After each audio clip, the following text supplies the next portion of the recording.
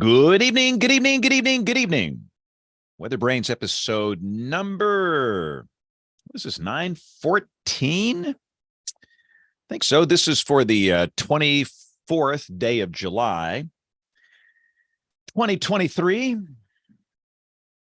is the pre-show, magical time of the program, where we do three things. We share boring personal stories, humorous anecdotes, and from time to time we say really, really, really outrageous things.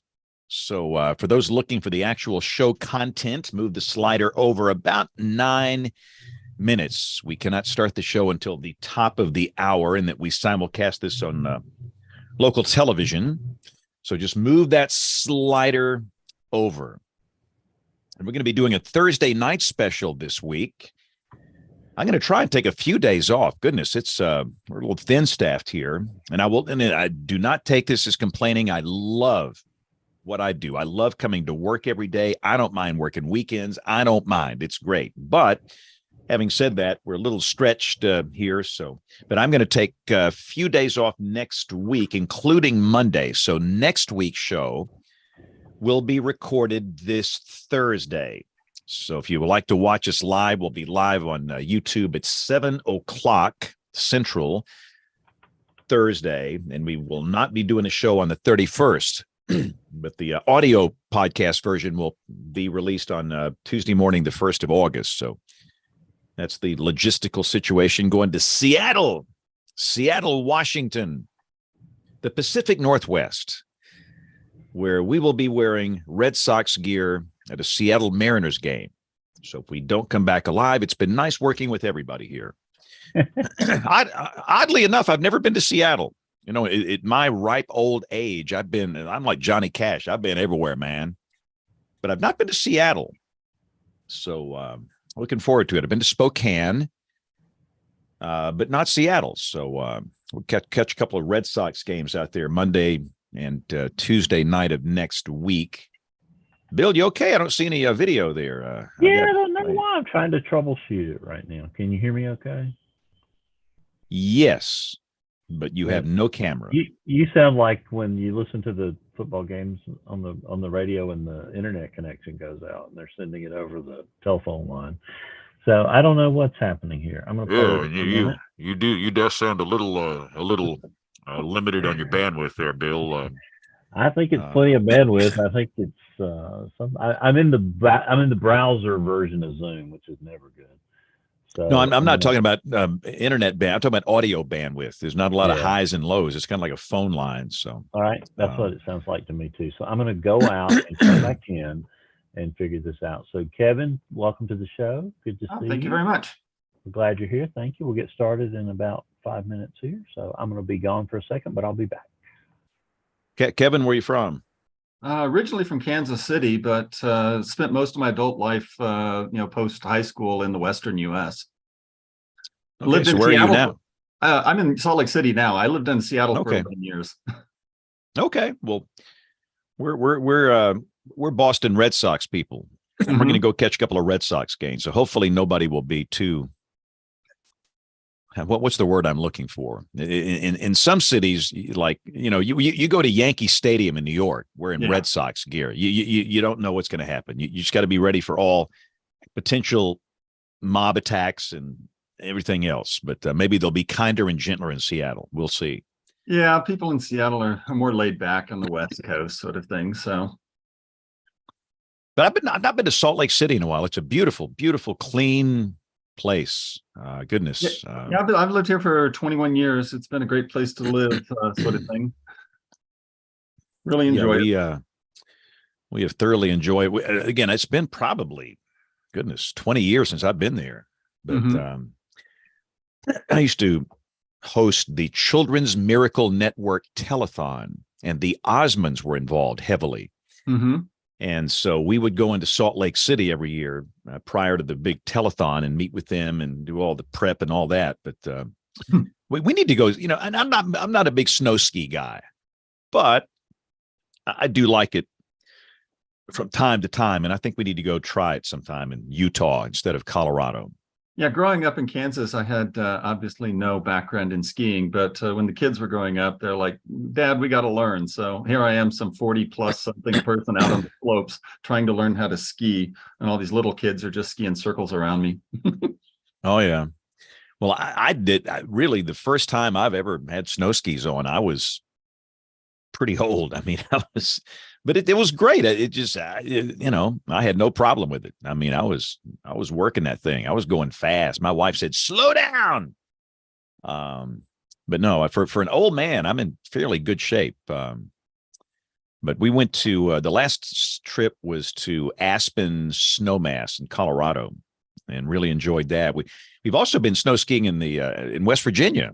A lot of people kind of forget that that's a big business there. We were at Snowshoe and had a good time there. But we need to go to Utah at some point. Jen, how you doing? I'm good. How are you? See your feline visitor there. Yeah, she's here. I'm in a different space. If you notice, I'm in my dining room tonight because I was trying to see if that's a fake set there picture or if that's a real room there. So that is your real dining room. It's my great aunt's china back there. So yeah, I'm in the dining room tonight. My office is awful. It looks like somebody threw up paper. It's awful. So I moved in here. I'm a little bit more space. So, and she loves it. She just comes everywhere. So okay. I was just out at in between the newscast. Our little black cat was for some reason really wanting attention. That thing's fed like 10 times a day out there. It eats too much, but it basically just looks for attention. And the heat levels are way down. It feels great here. I mean, the dew points are down. September yesterday. Yeah, it just feels absolutely marvelous here. So in the break, I just went outside and sat and enjoyed some fresh air and spent some time with the cat. that works. If nothing else, I know that little black cat loves me. All the haters. Oh, the whatever. whole state of Alabama loves you, James. They do. Bill, and Bill, how'd you fix country too? How'd you fix your setup there? Now you're in HD with good audio. Are you really ready to be bored? I mean, what happened? I got a new MacBook Pro about 2 years ago. It has the M2 chip, James. Yeah, I've got one of those too. It gives me the pink screen of death anytime I connect it to an external monitor. So either hooking it up or unhooking it up, every single time. So I played with it today, and because I was running through a LaCie hard drive and a bunch of other crazy things. And when I went to do the show, there was no camera. Apparently, it doesn't like the camera being plugged into just a little small port replicator. Before, whatever I was doing before worked, and now it doesn't. So I moved over to this machine and just had to download Zoom. I'd never downloaded Zoom on it. So now it's working. I got this computer earlier this year. My old display kind of died. And goodness, I'm using the built-in camera, and it's great. I mean, it's fabulous. The built-in cameras were horrible on MacBooks forever, but within the last year or two, I mean, they look much better than any external camera I've used. So I'm using the MacBook Pro camera for this now, and it's great. This is whatever my webcam is on this side because it's a Windows machine that doesn't have a lot of bells and whistles. It's here for one purpose, and that's weather. And it's just it doesn't do anything else. Your audio sounds great. Well, I got the okay, yeah. And of course, the minute he picked it up, his audio goes away. As soon as you said that, I disconnected it, Jen. Oops. Thank you. I know. Oops. It's got a temperamental little cable. All right, welcome to our television viewers. We're at the top of the hour, and I think a lot of our folks are out tonight. I know that we've got Kim and Rick and Neil out. Troy probably will be here, but anyway, we're on TV, so let's get this thing shaken and bacon so we can get it underway. Track 1, track 2. Here we go in 5, 4, 3, 2, 1. This is WeatherBrains, the weekly show all about weather, episode number 9. 114. How about that? This is for the 24th of July, 2023. We are in the dog days of summer. And a lot of folks in the country are baking, but others, Jen, are really enjoying just a pleasant summer so far, like you. Yeah, it's really not been too bad. We've had a lot of rain. In fact, right now we're under a severe thunderstorm watch, some pretty hefty storms north side of Columbus. We just got dumped on here. So some pretty good storms rolling through. We do crank up the heat a little bit. We've not had a lot of 90s so far this summer, but we have a few poised to pull in this week. And then I saw 79 on Monday, so I'll take it. It's the roller coaster ride that is Ohio weather. So who knows? Yeah, buddy. And down here, heat's not been bad at all here in the deep South. Again, today, I walked out about 5:30 in a break, and it was about 87. The dew point's about 62. And last week, the dew point was about 75. It makes a huge difference here. Those you can really tell the difference, but it's just awfully pleasant here. Let's go to, and again, we've got a lot of our folks that are out tonight. We've got Dr. Neil is in Boulder, and he has an event going on tonight. Rick Smith cannot make it, and Kim cannot make it. But I do see the mayor of Tulsa, James Adelot, who was on the line. James, what's happening there in Okie from Muskogee land? Well, I actually worked this weekend for our weekend evening meteorologist who was on vacation and posted a 5-day forecast with 4 out of the 5 days at 99, and people complained. And today's post, we have upgraded the forecast to about all 5 of 100 or 101. So, yeah, they complain about the 99s, they get the 100s. Were they complaining that it wasn't high enough, like an EF4 tornado being? Oh, no. I mean, nobody's ever happy with the weather. It's too cold in the winter and too hot in the summer. And I mean, you get paid for getting it wrong 50% of the time. Exactly. Yeah. I know. I love it when summer comes, but I always love it when summer leaves too. So. No, we get paid to be wrong 90% of the time. Is it 90 now? The narrative. 50. Solid no, point. 90% of the time. I heard one guy say 100% of the time last week. I was like, boy, they're giving us no credit at all. Oh yeah. It's that's like that Panther cologne from Anchorman. Yeah. Oh, from Odeon. Yes. Troy, I'm sorry. Troy just hit at the wrong moment here. I'm so sorry. We're doing Anchorman references. Wrong Zoom room.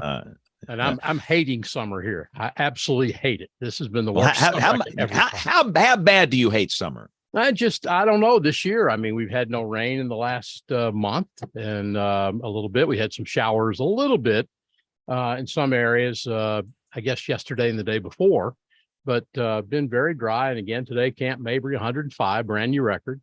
Again, just keeps on rolling. I don't see much change in this through the middle part of August. And I wouldn't be surprised to go to Labor Day with this. So. Well, let's just keep going to Halloween. I mean, come on. Yeah.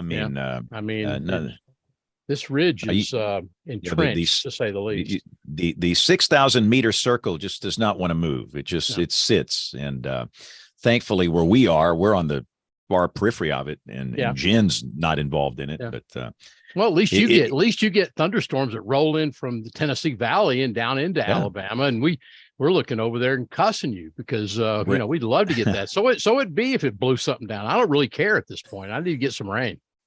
Yeah, we love being in the ring of fire, Yep. as Johnny Cash used to say. When I was a kid, guess what we used to call Ring of Fire? We used to call that the hemorrhoid song. And we'll just leave it at that. I knew that was coming. Bill, I'm sorry. Let's bring in our guest before he hangs up on us. I don't think you've ever said that before on the James. In 16 years, I don't think I've ever heard that line. That's what all the kids used to call it. The kids of my age. Absolutely. Used to call it the hemorrhoid song. So there you go. You've learned something new tonight. I'll take, and that's probably the show title tonight. Yeah, and not something we wanted to learn. I'll take Telluride, Colorado right now, 73 over 34 with a thunderstorm in the vicinity. That sounds about perfect. Would take that every day. Tonight's guest WeatherBrains is a professor and atmospheric scientist at the University of Utah. He's an air quality expert. especially on the air quality issues being caused by the shrinking of the Great Salt Lake. That's the topic of tonight's show. Dr. Kevin Perry, welcome to the WeatherBrains podcast. Oh, thank you so much for having me. And I don't know how to feel. It's only 106 here yesterday. So, Yeah. Yeah. What are you right now? 99 at the airport? Ugh. What's the dew point? Yeah, what's the dew point? Come on. 49, Yeah, 49. It doesn't count if the dew point's 49. I never knew that our relative humidity could be less than 3% when I Oh, grew up in the man. Midwest. And it's a dry heat. So Dry heat. Yeah, well, being out yesterday here, dew points in the mid 60s, it felt quite Yeah. refreshing. James is pulling out the yellow flag. Penalty to be enforced on the kickoff. So tell us a little bit about you, Dr. Perry. yeah, so I'm an atmospheric scientist, meteorologist. I grew up in Kansas City, and I loved thunderstorms and gust fronts got me all excited about the weather sort of thing. And I went to Iowa State as an undergrad. Thought I was going to be a TV weather forecaster, and decided that after did an internship at WOI-TV in Des Moines that was a rough job, and I think I wanted to do something different. So ended up going to grad school up in Seattle at the University of Washington. Was doing interactions of clouds and pollution. Eventually made it down to California to start studying air pollution, and made this big circle in the West and ended up in Utah here, which is actually a great place to study air quality because we have really good air quality during times of the year. And some of the year we have the worst air quality in the country.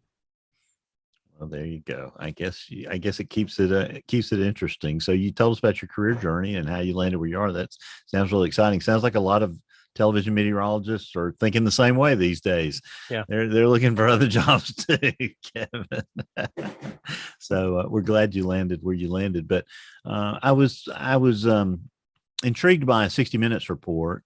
I think it was 60 Minutes. Maybe it was CBS Sunday Morning a few weeks ago about the Great Salt Lake and how, it might dry up within 5 years. And that seemed like a tragedy to me.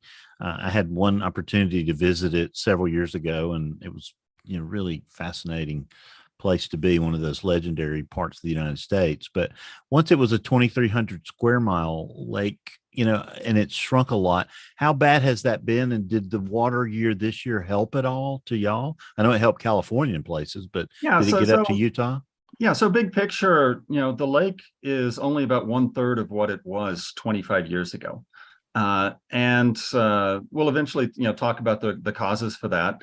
But it's been on this downward death spiral, and this basically the news report came out just recently back in January saying that the lake would dry up in 5 years. And that's just not possible. It's a terminal basin lake. There's always going to be groundwater inflow. What I think that study should have said is that if we don't change our behavior, the lake as we know it will be dead in 5 years. The salinity will be so high that nothing will be able to survive. The tens of millions of birds that frequent the lake every year on their migrations would basically come to an empty pantry.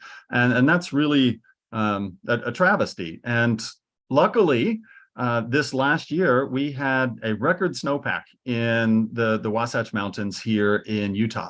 We had more than twice the amount of snow water than we've ever than the median, and it was the most water we ever had in the snow, which is absolutely positively great. It couldn't have come at a better time because the salinity of the Great Salt Lake was right on the tipping point where it was starting to collapse, but 1 year of even a record year like this just really doesn't make up for 25 years of water deficits that we've been running. And so the lake is currently up about 5 feet from where it was at. It's a really shallow lake. It was only 30 feet to begin with, and we lost 17 feet. And so the lake itself is really shallow. And so it really responds to inflows and evaporation. And basically, so we were up 5 feet. We're going to lose 2 or 2.5 feet due to evaporation. Our net gain is going to be 2 or 2.5 feet, which is great. But that doesn't even get us back to where we were 3 years ago. So it's a really just a blip in the radar. And just everybody here might find this interesting, but there's a cyclical pattern in the precipitation here in Utah. Every 12 or 13 years, we get a very good precipitation year tied to changing ocean circulations in the Pacific.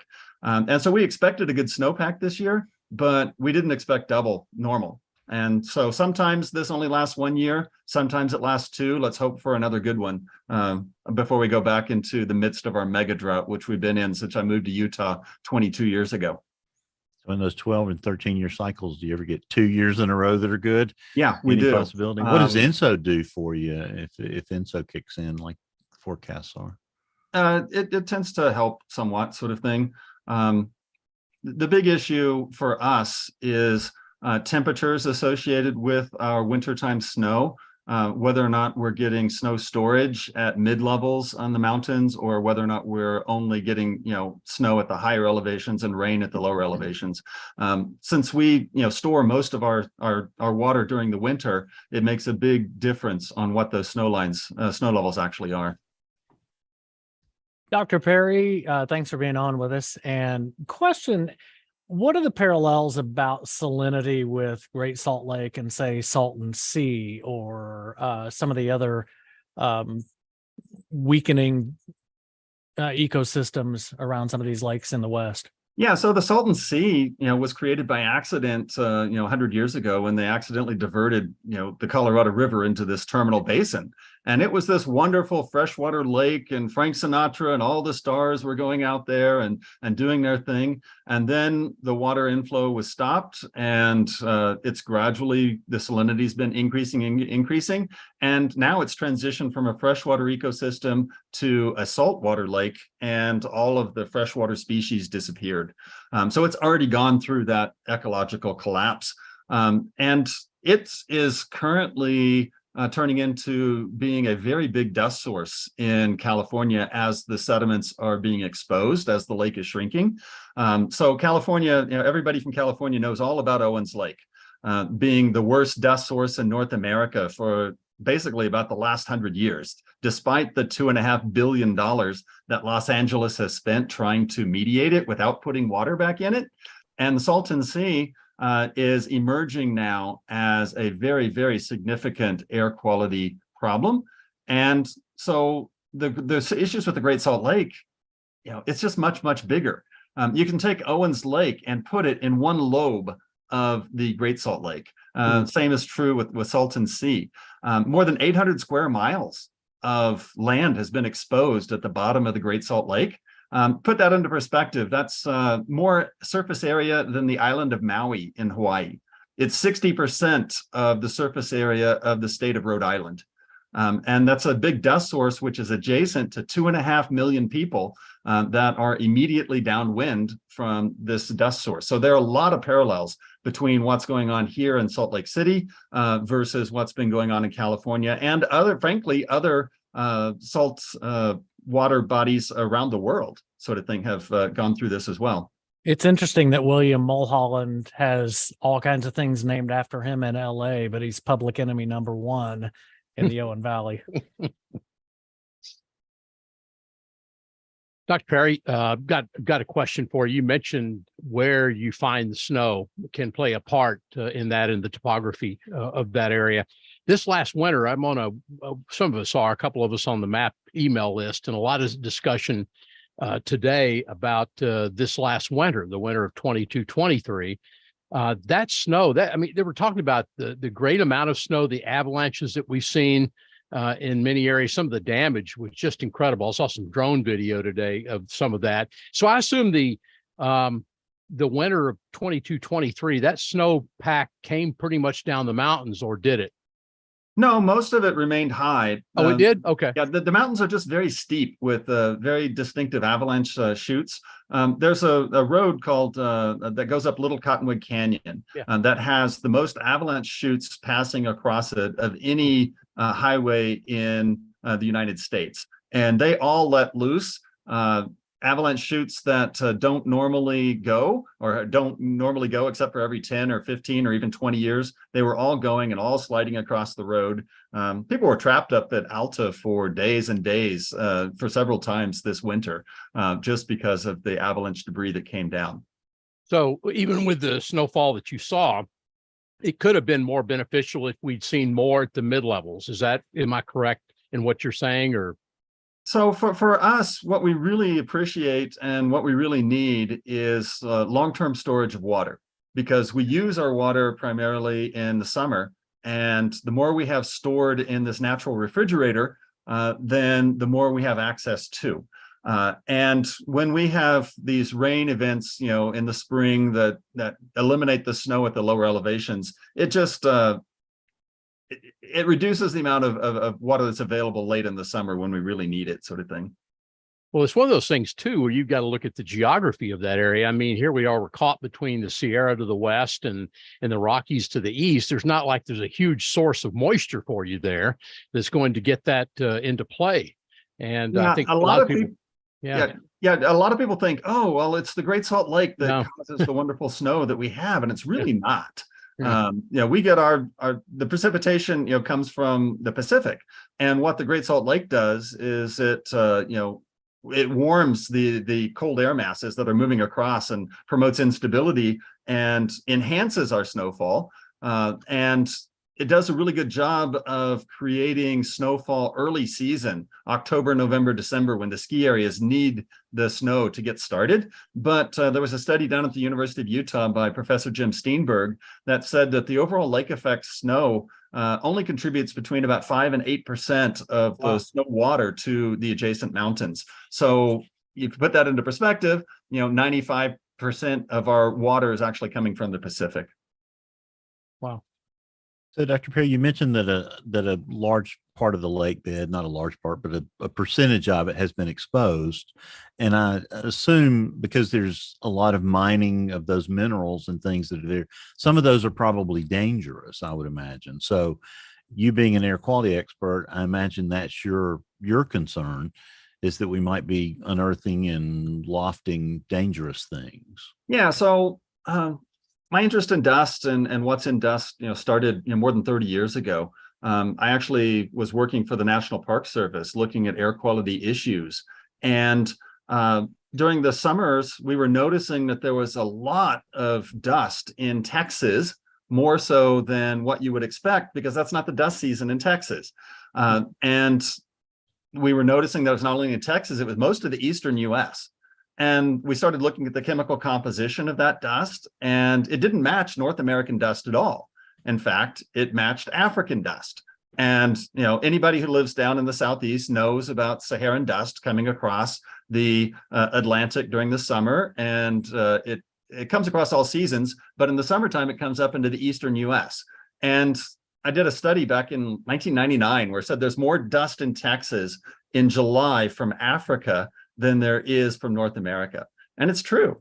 And then, we started seeing dust coming from Asia across the Pacific and into the Western US. And I was studying that as well. So when I started seeing dust plumes coming off of the Great Salt Lake, I knew exactly what we were in for and wanted to find out, is there anything in the dust that we should be concerned about from a health perspective, other than just the particles in the atmosphere.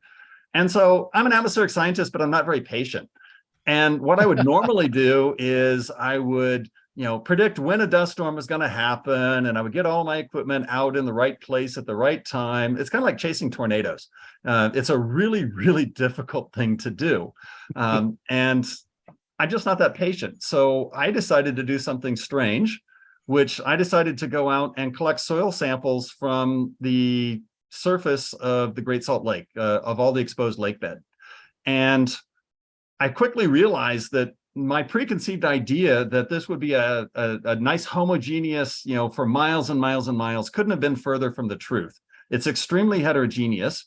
It doesn't look like the Bonneville Salt Flats like people think. It's basically salty soil, sandy, salty soil.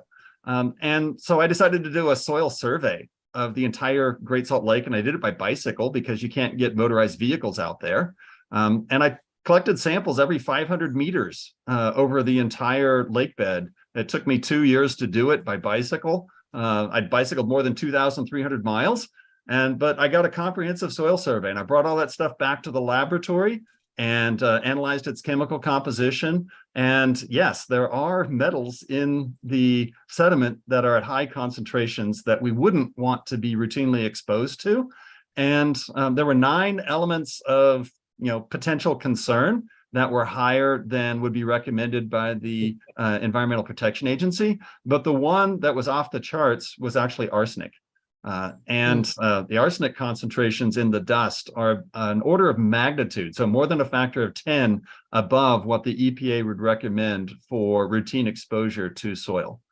And that wasn't fully unexpected. The dust from Owens Lake has a lot of arsenic in it, and as do most of the exposed lake beds in the Western US. We just happen to have higher concentrations of arsenic in the parent material that washes down to the lake beds. And that doesn't say that we don't have mining impacts out there, because we do. For example, here in Utah, we have one of the world's largest copper mines in Salt Lake City, the Kennecott Rio Tinto copper mine. And they have a tailings pile, which is enormous. It's about 7 miles wide and 2 miles wide, I guess, and 300 feet high. And every time the wind comes, it blows dust. And that tailings pile has metals in it that end up out on the lake bed as well. And so we see high concentrations of copper, silver, molybdenum, and other things that they're actually mining and concentrating that are coming from the tailings pile. But it's not just that. There is a legacy of mining in Park City for silver, there's gold mining and other sorts of things. So it's certainly a contributor, but we think that with regards to arsenic, that we think that most of it is actually naturally occurring in the Western US. It doesn't mean I want to breathe it, but it's there. So is the federal government spending money? I know I saw Senator Mitt Romney talking about it, spending money to study it or spending money to mitigate. What's the situation there? So right now, the Salt Lake is not, the Great Salt Lake is actually not violating the ambient air quality standards for particulate matter. The reason being is that the federal standards are a 24-hour average of particulate matter concentrations. And the dust storms are typically associated with our cold frontal passages. And here we'll get 12 or 18 hours of really strong southerly winds that are taking dust from the Great Salt Lake and moving it northward, away from Salt Lake City, into an area where we have no monitors at all. And then when the front passes, the winds reverse, and then we'll get 2 or 3 or sometimes 4 hours of strong winds and dust. And that can be either a wet front where it rains mud. I'd never seen it rain mud until I moved to Utah. Or it can be a dry front, at which point we get these very visible dust plumes that are coming off of the Great Salt Lake.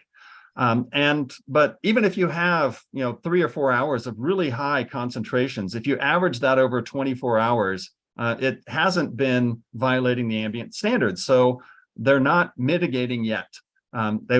They recognize that there's a threat that in the future we may violate the National Ambient Air Quality Standards. And so what they want to try and do is to not only save the ecosystem, but to mitigate the dust by putting water back into the lake and restoring the lake to a functioning ecosystem. So basically the dust comes as a co-benefit of saving the Great Salt Lake. Now, Mitt Romney actually gets the scope of the problem. He's publicly stated that saving the Great Salt Lake is a multi-billion-dollar proposition, not a multi-million-dollar proposition. And the legislators in Utah are finally starting to understand the situation. And the simple fact is that this is a really, really complex and really, really expensive proposition to try and save this lake. But the one nice thing about it is that the Great Salt Lake shrinkage is not being caused by climate change. It's not even being driven by the mega drought that we're currently in. It's really being driven by the overconsumption of water by the residents of northern Utah. So if we have decided that water in the lake as a priority, we can change our collective behavior. And we actually have the power of the people in northern Utah to actually change our behavior and actually save the ecosystem. So that makes me more optimistic than I would be if I were living downstream and were completely dependent upon the Colorado River, which is definitely being driven significantly by climate change and climate pressures. That's interesting. Does this result in air quality alerts on those days when the wind is picking up these metals and shipping them towards Salt Lake City? Not really. The air quality models do a really good job of forecasting smoke, from wildfires. They do a really good job of forecasting ozone most of the time. They do a decent job on particulate matter, depending on where you're at. They don't do a good job on dust at all. So all that we really see from the National Weather Service is a high wind alert and possible blowing dust. And so that's the extent to which people are actually warned about that. But people in northern Utah are getting pretty savvy about understanding when the visibility is being reduced, if it's due to dust or not, sort of thing, because it looks very different than our normal pollution caused by small particles that are in the air. Interesting. And you mentioned billions with a B. That's not unheard of, because you talked about Owens Lake in California, and they're spending, I think the number I saw was 2.5 billion a year for mitigation. No, that's cumulative over is it over time of that sort of thing. But what's interesting there is they've tried everything. They put up snow fences to slow down the wind. They took farm equipment and tilled the surface to make it rough to slow down the wind.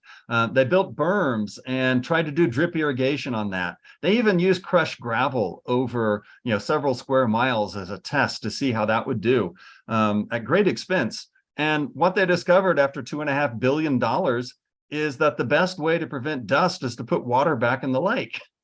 But they don't want to do that. They would rather deal with the mitigation costs than to give up the water that's flowing downstream to Los Angeles. So what they've done is they've spent lots and lots of money to level the lake bed so that they can flood it with 2 or 3 inches of water. And that reduces the amount of water that it takes for coverage. And it's helping them meet their goals of improving air quality. And if you look, they've reduced the amount of dust coming off the lake by 99.5%, which sounds great. It's still the biggest dust source in the United States. That's how monstrous of a dust problem they had at Owens Lake. James and Troy are blaming most of the dust in their office on Owens Lake now, so they have an excuse. That's what they're going to say from here, from henceforth and forevermore. No, mine is just laziness. So I put up a sign in my office that "Don't mind the dust. It's historic." There you go. Exactly. There we go. I want one of those. Dr. Perry, you mentioned the migratory birds. Talk about other impacts that shrinkage of the lake would have on the local area. Yeah, so most people don't realize this, but the lake has very significant economic impacts for northern Utah. It generates more than $1.5 billion in revenues every year. And that's primarily through mineral extraction. So there are companies that are mining the salt from the lake, and that salt is being used for a lot of different purposes. Some of it's used for road salt, which in the Midwest we always hated because it rusted our cars. Some of it's used for water softener. A little bit of it's used for table salt. But then they're also mining potash, which is used in fertilizer. And there's also a plant out there which basically mines for magnesium metal. And it produces 80% of the magnesium for the United States.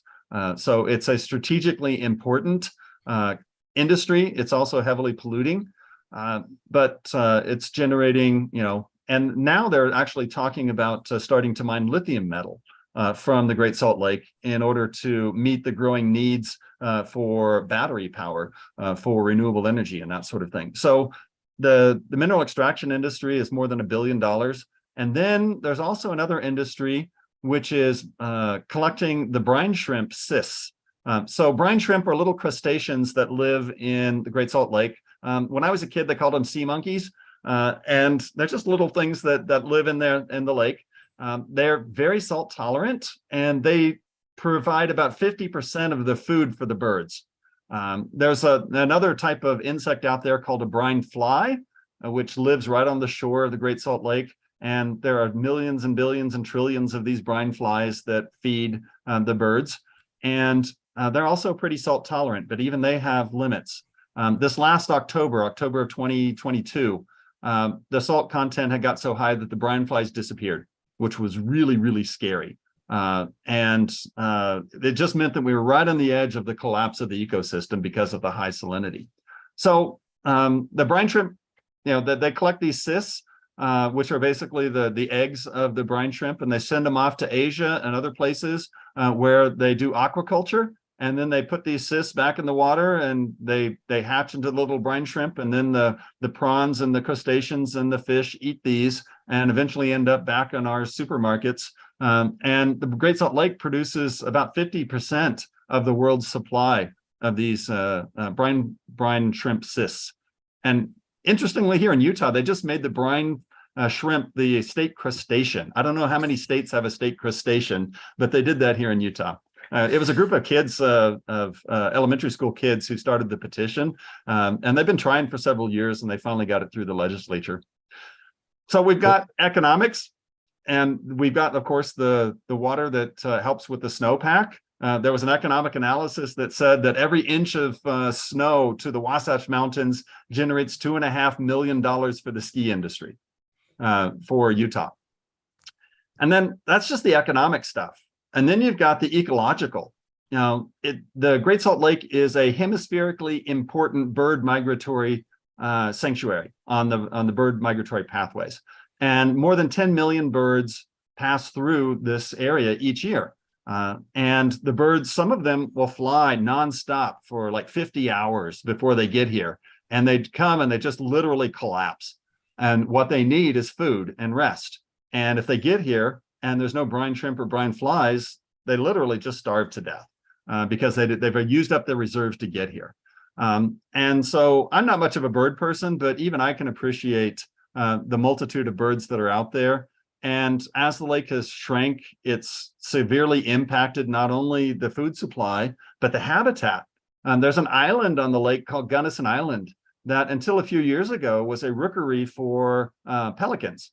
There were 20,000 pelicans that were living on this island.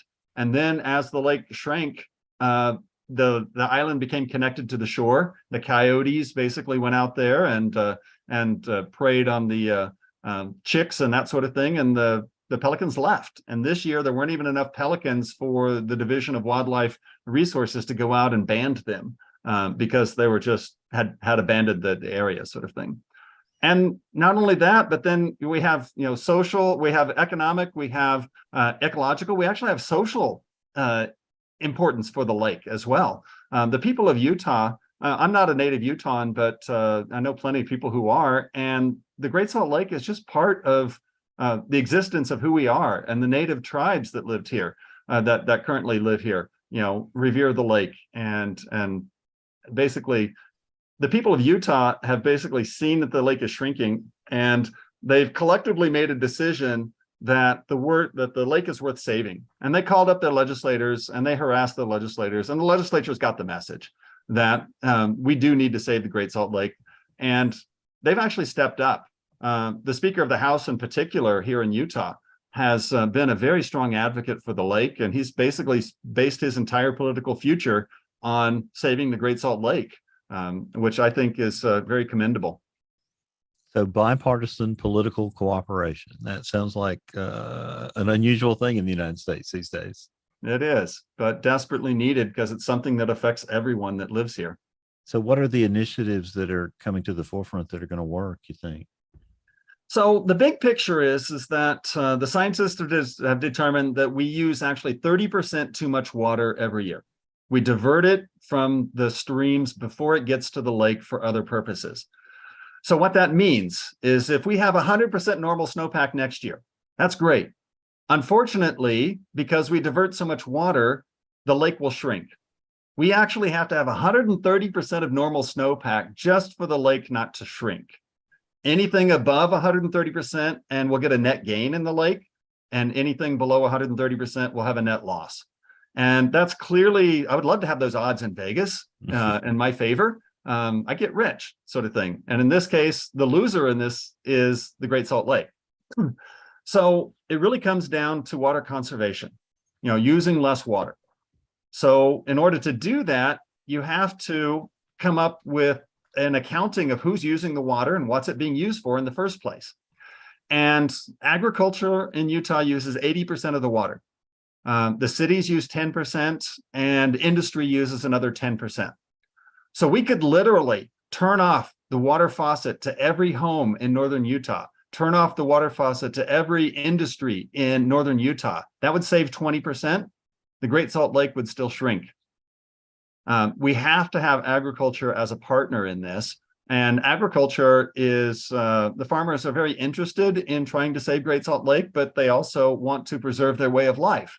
And so the legislature recognizes that, and they've been putting a lot of money, hundreds of millions of dollars into agricultural infrastructure improvements to improve the efficiency of water delivery to the fields so that the farmers can grow the same crops on less water.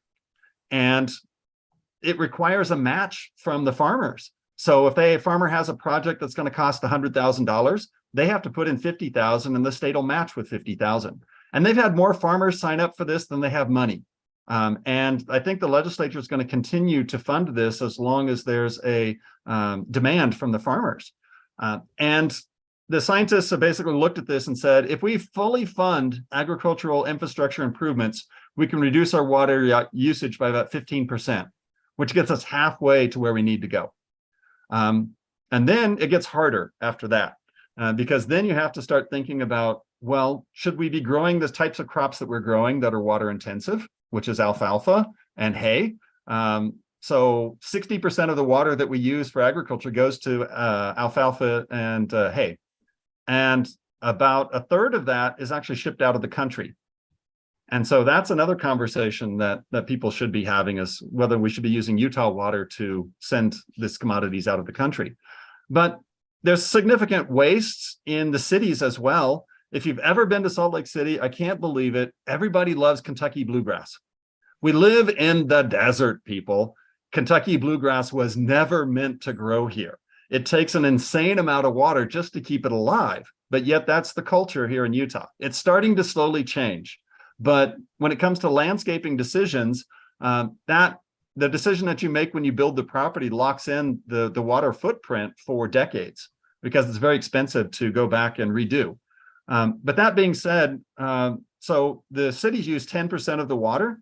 5% of that water is used on outdoor irrigation. So if we do a much better job of limiting outdoor irrigation, we could theoretically save, up to 5% of the water from the municipalities. And the farmers want to see the cities buying into this as well, sort of thing, because it's everybody's problem, not just the farmers. And then the state is actually starting to pay attention a little bit. So when we have an industry that wants to come into the state, one of the questions that gets asked is, how much water do you need? And they've actually said no to several different things, including data centers that would be very water intensive, which that's a question that wasn't even asked 10 years ago. Nobody cared. Oh, we just want industry to come. So open door policy. But now those questions are being asked. Yeah, Kevin, that was what my question was going to be. In a way, what is the public perception? And does the public understand this? And I can understand what you're saying about agriculture. That's a little tougher nut to crack, perhaps. But you think the public gets it? So 4 years ago, actually 5 years ago, when I finished my soil survey, I was completely depressed. I saw what was happening with the Great Salt Lake. I saw this trajectory that we were on, and people didn't even realize that the Great Salt Lake was under threat. And so I did something unusual for a scientist. I decided to use my platform to become an advocate for the lake and to do every single interview I could possibly do. And at first you have to seek out these interviews, and then it starts to build on itself. I've done literally, at least 150 interviews on Great Salt Lake, getting the word out. And it's not only myself, but there are some other scientists that have started doing the same thing. And collectively, if you did a survey of what people cared about in Utah 20 years ago when I first moved here, it was education for children. That's always number one in Utah, despite the fact that we spend less per student than any state in the nation, which I find kind of interesting. We just have too many. We have not too many. We have a lot of kids. Let's put it that way. I thought that was Texas, Kevin. I'm sorry, but I thought the same thing. Yeah. Troy, Alabama. So basically, 20 years ago, education was number one, and who knew what was after that? I mean, there were lots of different constituencies and that sort of thing. And then there was a group of physicians in the mid 2000s that decided that they wanted to make people aware of the linkages between air quality and human health. And they were very aggressive at getting their message out. I didn't always approve of didn't always like their methodology because they tried to scare the heck out of everybody, but it was effective. And so, by 10 years ago, if you did a survey, education was number one. Still got to educate those kids. But number two was air quality issues and trying to improve air quality. So when people started seeing dust coming off the Great Salt Lake, and I was out there talking about it and others were out there talking about it, and they realized what was going on, they immediately jumped to, well, what's this doing to my health? And what's this doing to my kids? I can see the dust on my car. I can see it on my garden. I can see it on my deck. When it blows across the valley, I can't see across the valley. And I'm breathing this stuff. What's in it? What are we worried about? And so people get it now.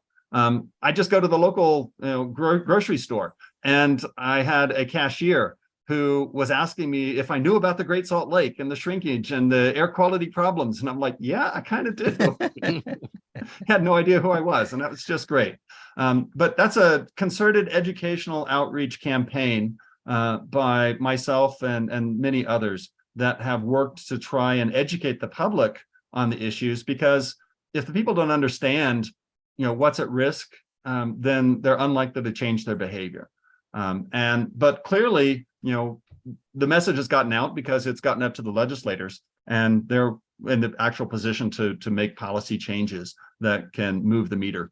It's really hard to do it at an individual level. It really needs to be at a state level. Well, that's really exciting. You've talked about Utah's air quality. How are we doing as a country, Kevin? Because I remember when we were growing up, Birmingham was one of the worst places in the country from an air quality standpoint. We've obviously cleaned that up here and probably in other parts too. How are we doing as a nation? So I always ask that people, how many people think that the air quality is getting worse in the United States or in their local area? And everybody's hands go up, and 80% of the people think it's getting worse. It's actually getting a lot better. And that's in part being driven by regulatory changes. Significant ones were, regulating the emissions from coal-fired power plants and forcing them to do scrubbing technology to remove gases that would later then turn into particles downstream. If you think, acid rain and the impact that was having on forests in Canada, because they were downwind from the Rust Belt, essentially kind of in the Midwest sort of thing. So those changes to electrical generation made a big difference. But the biggest difference has actually been the vehicle emission standards, driven in large part by what's been going on in California. But it's not just that. It's not just the vehicle emission standards. It's also the fuel mileage. If you can double the fuel mileage on your car, you reduce the amount of emissions, commensurately, sort of thing. And now here in Utah, where we have, 40% of our air pollution in the wintertime is caused by cars, the switch from gasoline-powered and diesel vehicles to electric vehicles will have a huge impact on our local air quality, even if we generate all of the electricity from coal, because that emissions is happening outside of our local valley.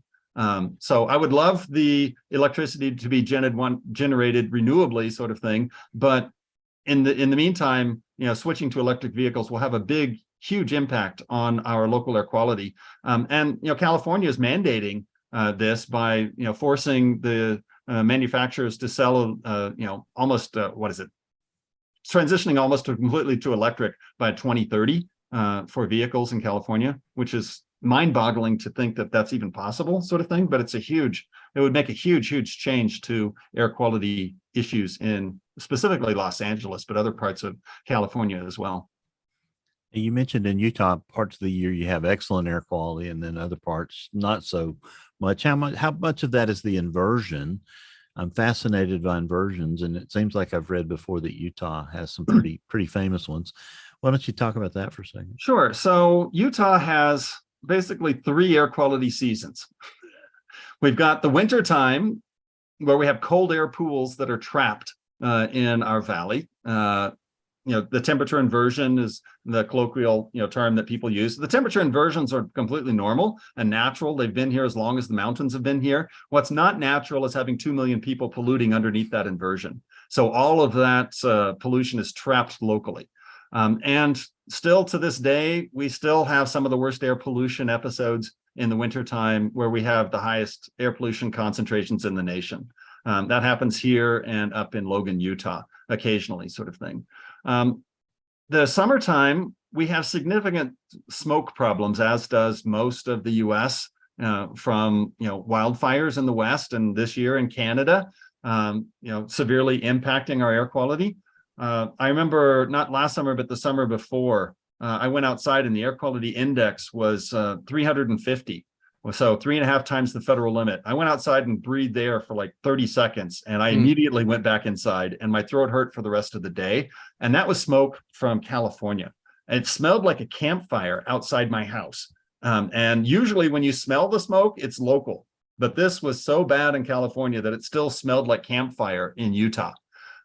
So in the summertime, we got those smoke issues. We also have ozone issues. Ozone's an odorless, colorless gas that's very reactive. It can damage your lungs if you breathe it at high concentrations. And we, have ozone that's transported in from California. We generate a lot of ozone locally. And we also have high natural concentrations of ozone because of our higher elevation. High elevation sites have more ultraviolet radiation, which can help generate ozone. So we have bad air quality in the winter. We have air quality challenges in the summer. The spring and the fall are typically when we have really good air quality. Visibility, I think nothing of it if I can't see. It's routinely, I can see 150 miles in the West. It's just amazing visibility. You go back east, when I go back to visit my family in Kansas, you're lucky to be able to see 15 miles, just because of the humidity and the particles. And in the West, where it's dry and clean, you can see 150 miles, and it's just great. But that's when we're most likely to have these dust storms, when these cold fronts pass through. And so what's happening is that we're going from having seasonal air quality challenges to year-round air quality challenges. Yeah, so that sounds interesting. You mentioned wildfires. Do you have a big wildfire problem in the state of Utah? We have been really lucky the last 5 or 6 years. We have not had any very significant wildfires.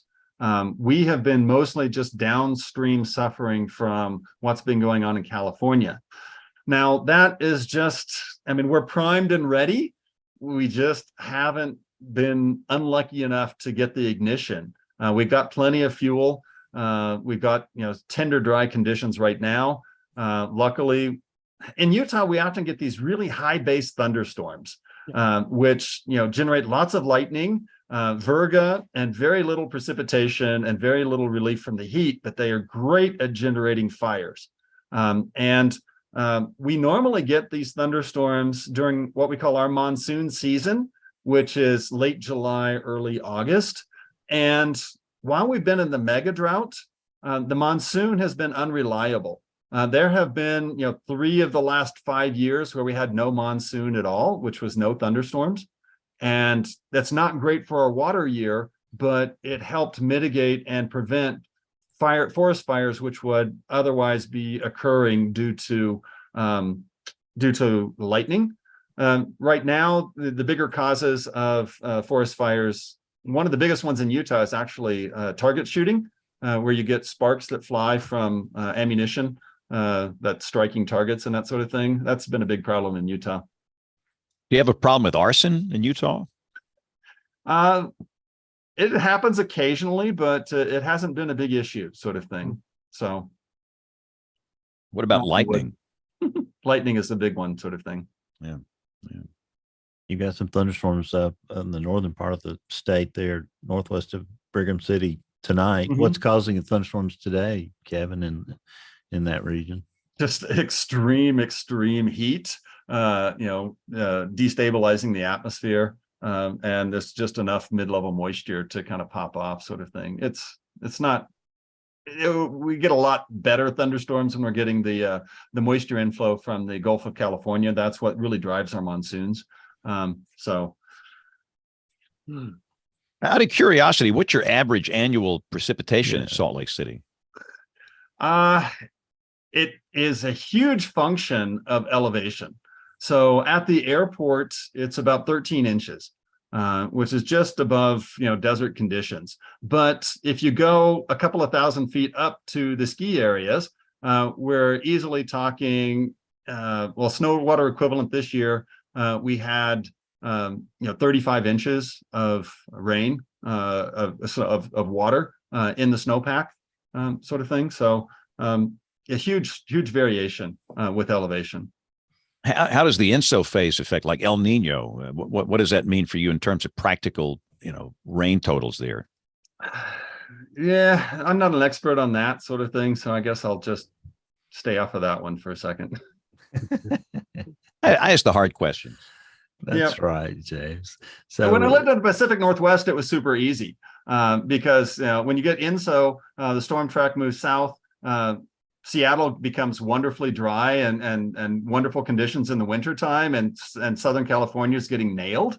And so that was always really nice when I lived up in Seattle. And then we go back to the normal phase, and the jet stream and the atmospheric rivers would come ashore in the Pacific Northwest, and it just got miserable for months and months, sort of thing. So a little less clear as you move further inland, sort of thing. So.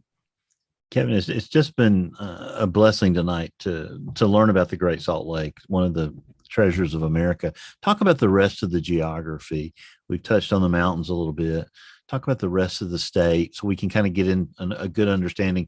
James was sort of leading into the weather and climate part there. Yeah, so Utah is extremely varied geographically, sort of thing. So we've got mountain peaks all the way up to 13,000 feet. And we've got desert environments all the way down at 1,000 or 2,000 feet, and we're part of the range and basin ecosystems that stretch from the Wasatch Mountains all the way to the Sierra Nevada. So there's a lot of north-south trending mountains with valleys in between, so that's kind of the northern half of Utah. And then if you get to the southeastern side of Utah, where the Colorado River flows through the state, we call that Red Rock country. And that is the area of the absolutely wonderful national parks that we have. We call them the Big Five, Zion and Canyonlands and Arches and They're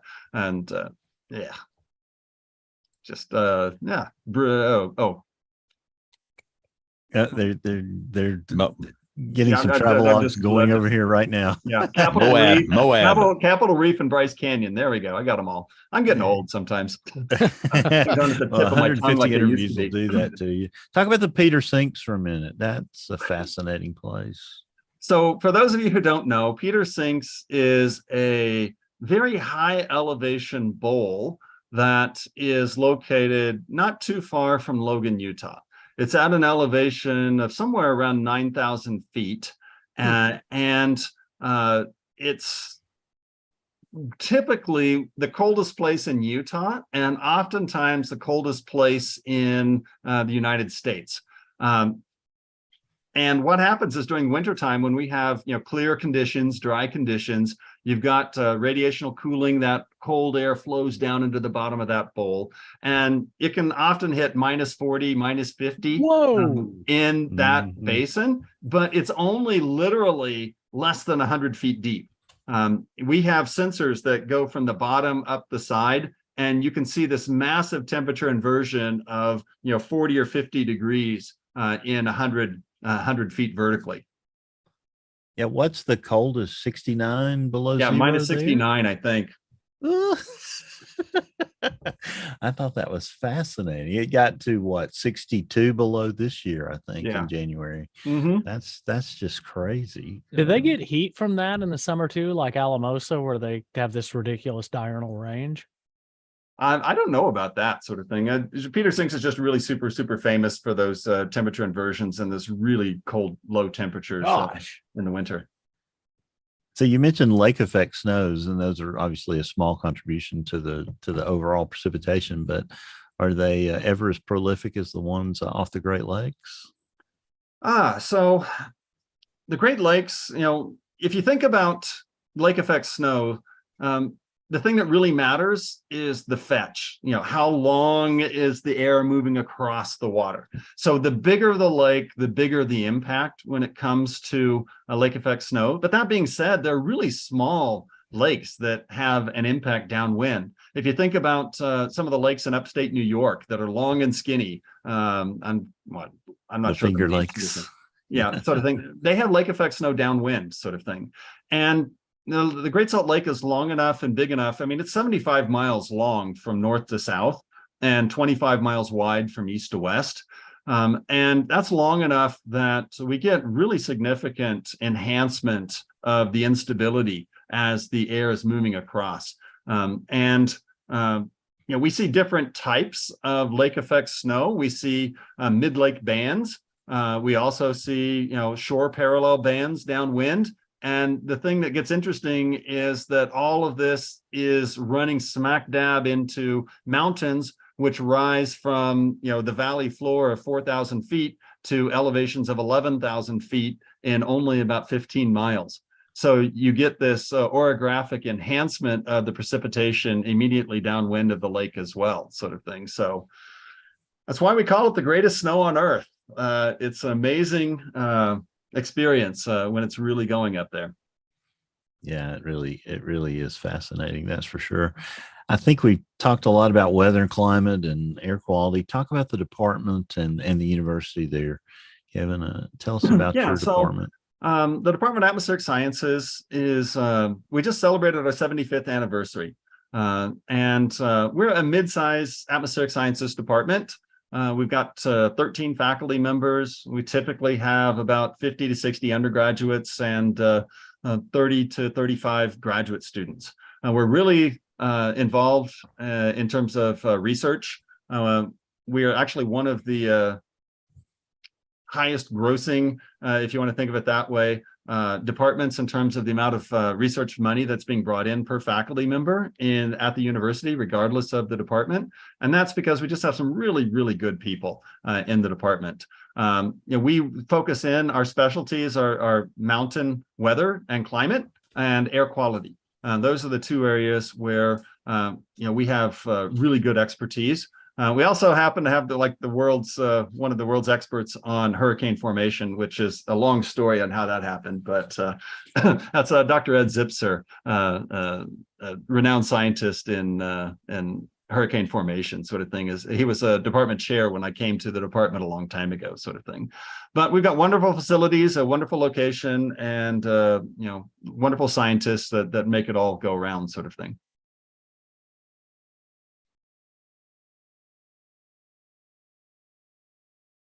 Uh-oh, Bill, did we lose Bill? He froze up. Bill is totally he's frozen. Thinking about Peter Sinks and he froze. Yeah, he's Yeah, totally free. I wanted to talk, Dr. Perry, a little bit about air quality forecasting. Mm-hmm. Measuring air quality, I guess that's the easy part, although let me just start with that in terms of measuring air quality. We don't have enough monitors in the United States, do we? No, we do not. And, that's really apparent here in Utah because we have these plumes of dust that come off the Great Salt Lake. And we're close enough to the lake that a lot of times those plumes just completely miss the monitors. The reason is because monitoring is expensive.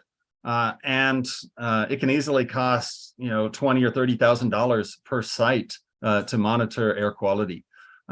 And why is it that expensive? What's the main factor behind the cost? that's regulations from the EPA. So in order to standardize the measurements, they require that people use certain instruments that have passed through rigorous, intercomparison sort of thing. And that's regulatory bureaucracy that actually drives that, I think, to a large extent. And then there are a lot of different pollutants. So you have the 7 criteria air pollutants, which are regulated by the EPA. Which include the sulfur dioxide gas, the nitrogen oxide gas, the ozone gas, the particulate matter, 2 different sizes of that, plus the carbon monoxide gas. And so, having a dedicated instrument to each one of those things, you have a capital cost that's quite significant. And then in addition to the capital cost of the equipment, you have the labor associated with doing the maintenance and that sort of thing as well. So it's not, I have a funny story about that, taking measurements is hard and taking good measurements is really important. I once had a conversation with a Nobel Prize winning atmospheric scientist. And he took me aside, and I was at a conference with him, and he was taking aside the young scientists. And he had a very German accent, and he said, "Son, I would really like to let you know that I'd much rather have no data at all than bad data." And okay, that makes sense to me. And it's coming from a Nobel Prize winning scientist. I'm going to listen. So I've spent my life trying to take the best possible measurements possible.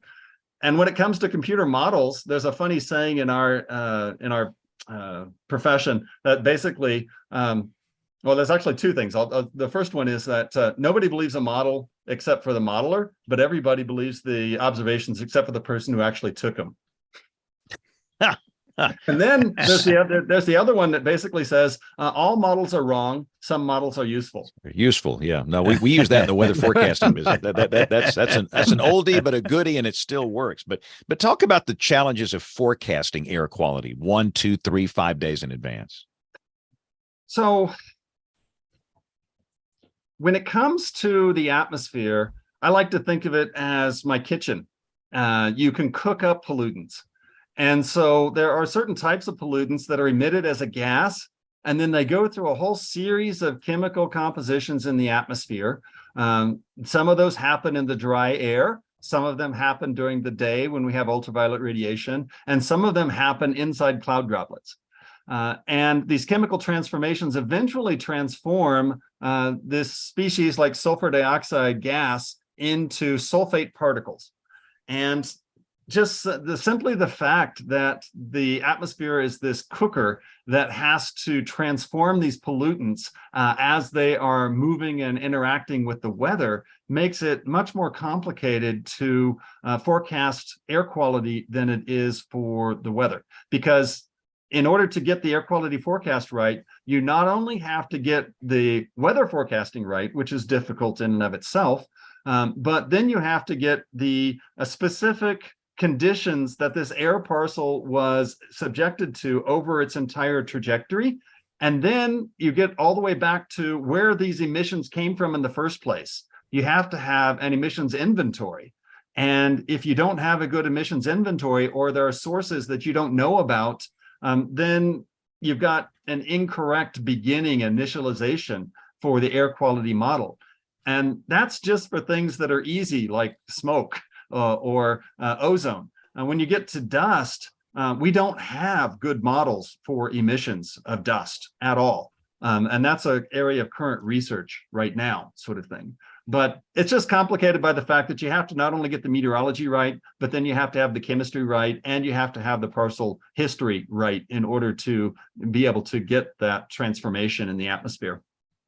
And do you think that people are listening to air quality forecasts? We have that problem in the weather business sometimes with severe thunderstorm warnings and tornado warnings. Are they paying attention on days when the air quality is considered unhealthy? I think that's regional. And I think listening to severe weather forecasts is also regional. When I lived back in the Midwest, and we paid real close attention to what the TV meteorologists were saying about what was coming, sort of thing, because it had a real impact on us. There are certain parts of the country where air quality forecast nobody just ignores, sort of thing. But there are local areas where it is a significant issue, like here in Utah, probably in California, where people do pay attention. And as evidence of that, when we have air quality forecasts here in Utah for bad air quality days, then they put up on the road signs and all sort of thing, spare the air, drive less tomorrow. And unfortunately, it has the opposite impact. A lot of people, when we're going to have a bad temperature inversion, will hop in their cars and drive up the mountain canyons in order to get up above the inversion so that they can be out of the air quality. And they determined that actually doing the air quality forecast actually made things worse because it changed people's behavior in the wrong way. Wow. All right, Jen, you go. So I have a question about severe weather. Not a lot of severe weather, but you had some momentous tornadoes in Utah history. The one of the most damaging hit Salt Lake City in 1999. And then I'm going to say this wrong, so you're going to have to correct my pronunciation here. It's is it Unitas Wilderness? UINATS? Oh, Uinta. Uinta. Okay, the High Uinta Wilderness F3. We actually have a summary on that. That was a very unique event. But I'm curious, has there ever been a water spout on Salt Lake? Yes, there has. I haven't seen it, but I've seen pictures of it, sort of thing. I didn't live in Utah when the tornado went right through downtown Salt Lake City, but we had a webcam up on top of our building, which looks right over downtown. And the webcam, you can clearly see the funnel cloud start on one side of the frame and move across. And then the camera itself pans and follows the tornado. And I knew that there was no remote control of the camera. So I asked the other faculty members who went up on the roof during the tornado and followed the tornado with the webcam. And it took a long time before somebody actually admitted that they were the one who did that. Wow. So what are some of the more unique weather forecasting challenges? Let's say you're working at the National Weather Service there. What are the biggest headaches when it comes to getting a forecast right, the most challenging situations? So one of the really challenging situations is downslope winds. We have channeling through the canyons, and those downslope winds have a significant impact locally, depending upon when that air comes down into the valley, how far it spreads out, that sort of thing. We also have a lake breeze front that every single day, the land heats up, and then we have the air that moves from the lake inland. And then at night, it reverses, and we have a land breeze. And where that front has a huge impact on operations at Salt Lake is the City International Airport. And so they always want to know, well, when is the lake breeze front going to pass through? Is it going to happen at 110 or 113? Because I need to know. Same thing's true in Salt Lake City, in Seattle with the Puget Sound Convergence Zone. It has a huge impact on the air traffic control up there, and they really want to know where and when that's going to be. That one's a little easier because it's on, you can see it on radar, and the lake breeze front typically is dry and has an invisible front here in Salt Lake. So that's a big one. For us, another big one is lake effect snow. Whether or not you have lake effect snow and which type it is, whether or not it's a mid-lake band or a shore parallel band, has huge implications on the amount and the rate at which that snow falls.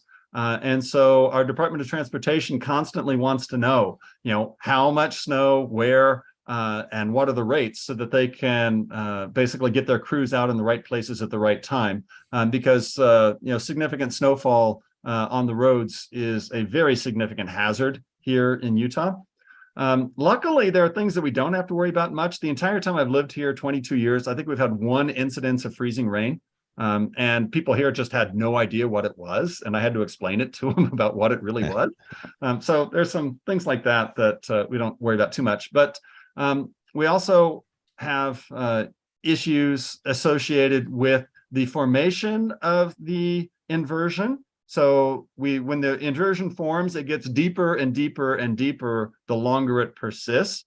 And then the real forecast challenge comes when a cold front comes through on whether or not it's going to be able to scour out that inversion and clear the air, or whether or not it's just going to, take off some of the top of the inversion. Those are really big questions that we have that have the forecasting challenges here locally. How many flash flood issues there?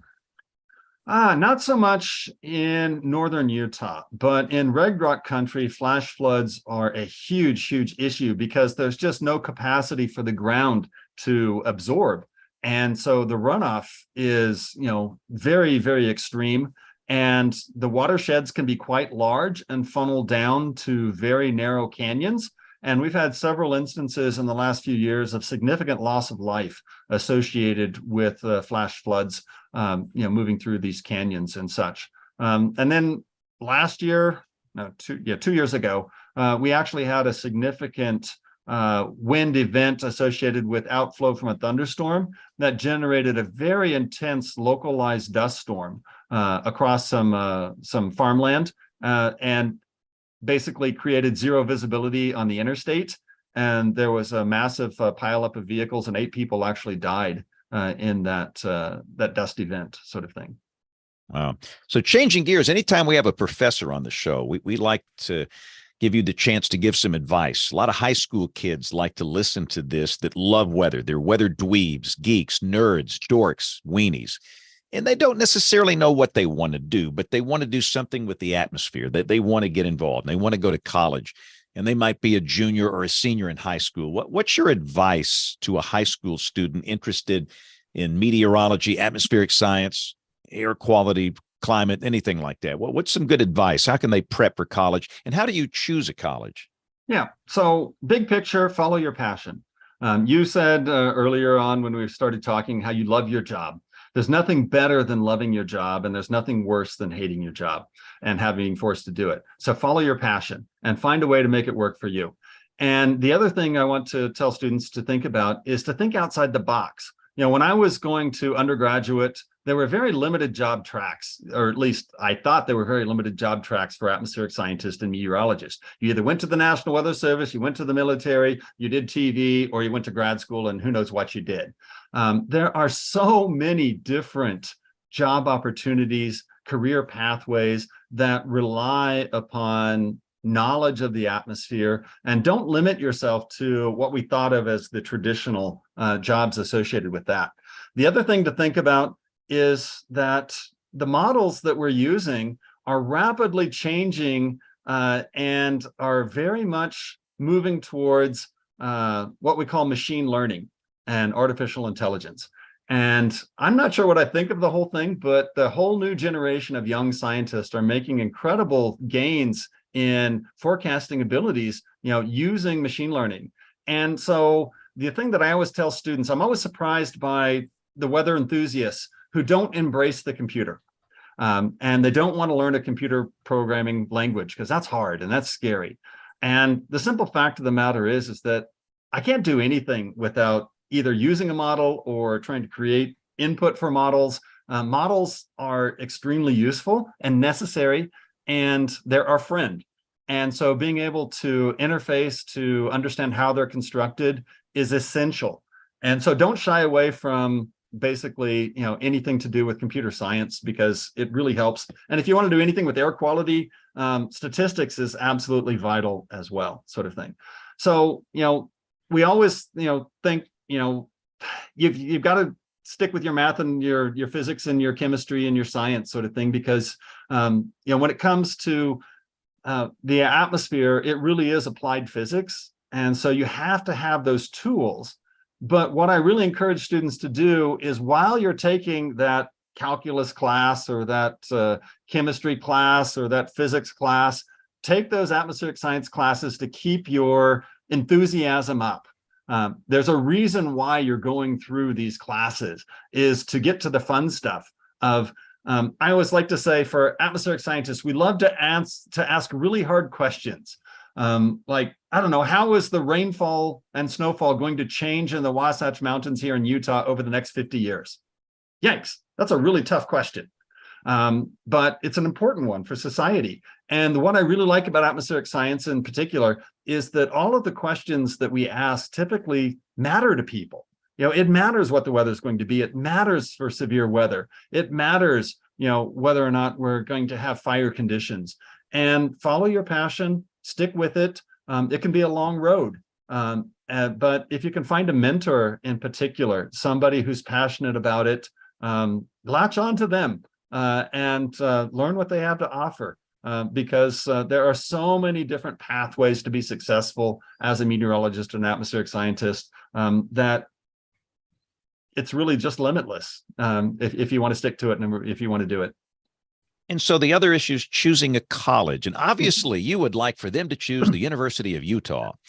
Actually, as an advisor, I always said the most important thing to do is to find the right fit for you.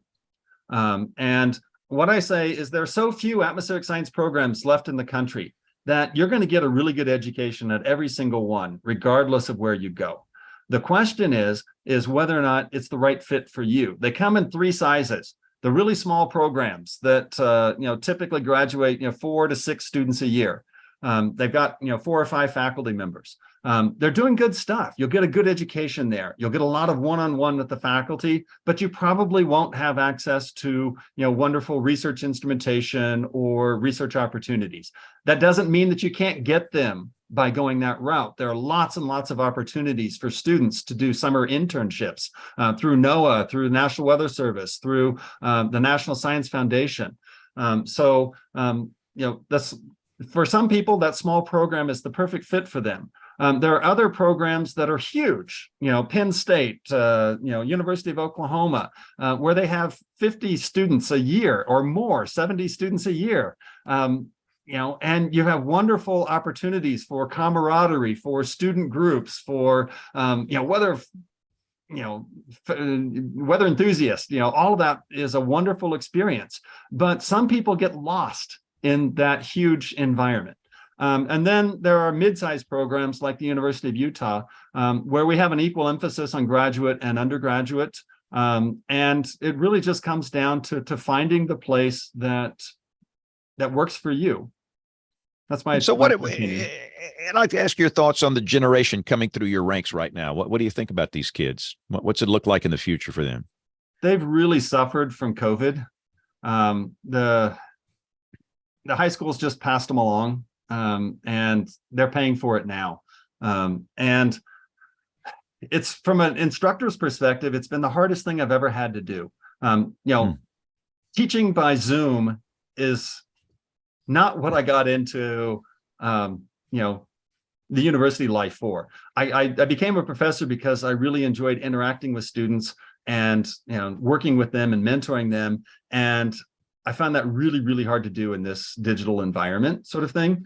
I teach a class and I've got 35 students in it. And usually I'm speaking to them and learning them and get to know them before and after class. And there are students who show up right when the class starts and they're gone as soon as the class is over. They never speak up and I don't know who they are. And they've taken my class and I don't even know who they are. And I hate that.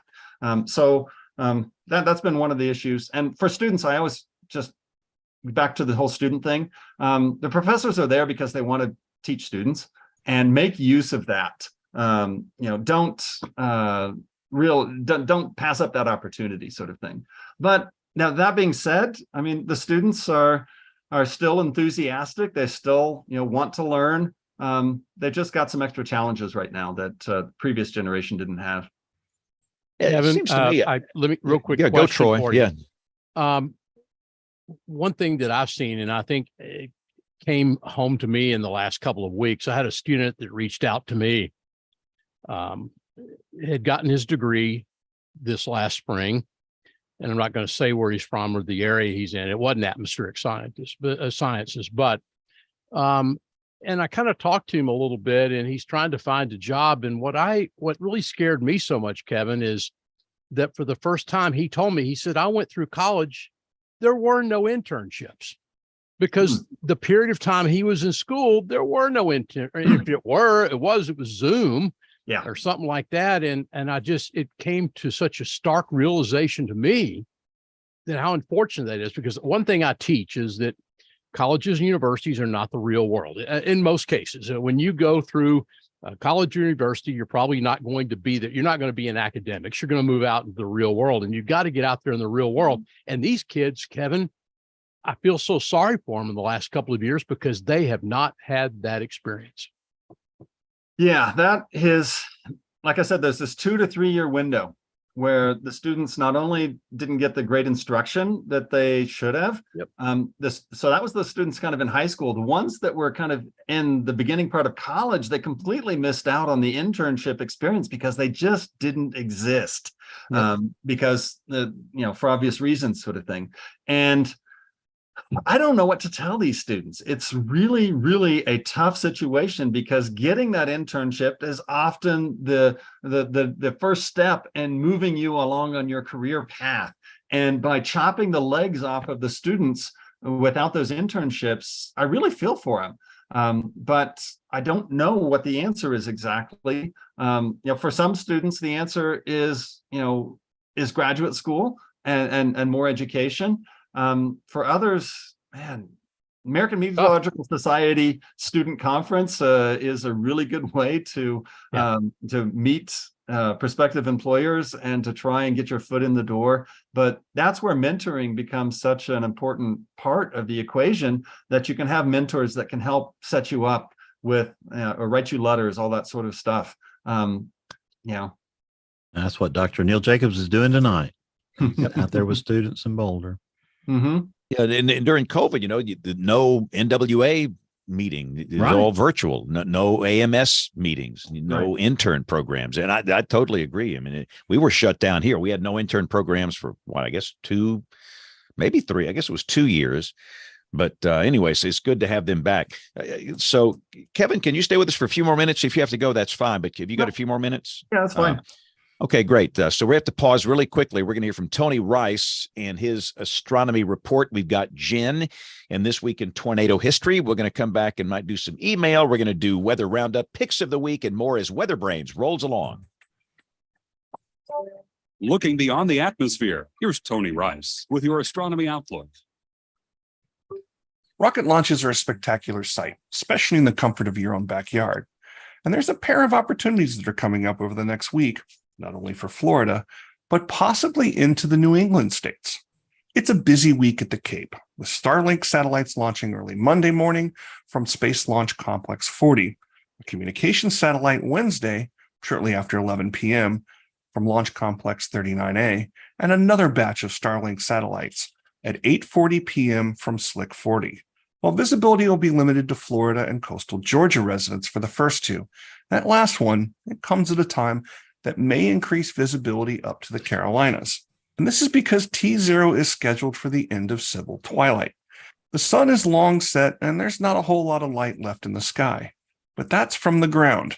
Up where the rocket will be traveling, the sun is still shining and can illuminate the rocket's plume. And that could be prominent as the plume expands in the increasingly thin atmosphere, giving the plume what many describe as a jellyfish appearance. So you broadcast Mets along the East Coast, perhaps as far inland as Atlanta, Charlotte, and Roanoke. Let whoever's answering the phone that evening know that this is the rocket, not an alien jellyfish in the sky. Looking ahead to next Thursday, August 1st, a resupply mission to the International Space Station is scheduled for launch from the Mid-Atlantic Regional Spaceport at Wallops Island on Virginia's eastern shore.